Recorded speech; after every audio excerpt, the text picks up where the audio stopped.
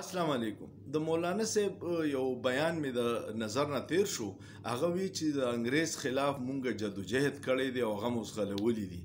نو ما وی چې لږ تاریخ درته ووایم چې جمعیت علماء هند په 1920 کې جوړ شوی او هغه وخت کې د دوی مقصد د انګریز غلول نو د دوی مقصد دا خلق وی چې دا انګریزانو په دې جوړ کړی چې د مسلم لیگ او د دوی د جدوجہد دی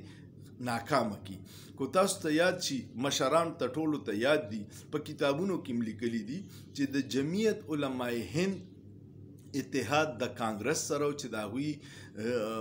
حسین احمد مدني صاحب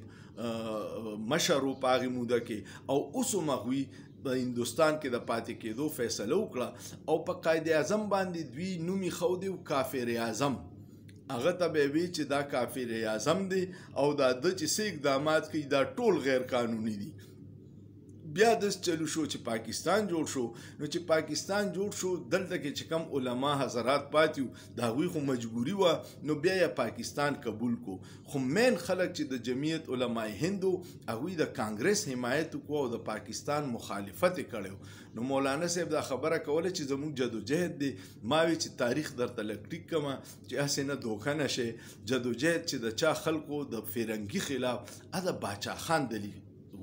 باچا خان د عوامی نیشنل پارټي چې د فرنګي خلاف جدوجہد وو د قائد اعظم جدوجہد وو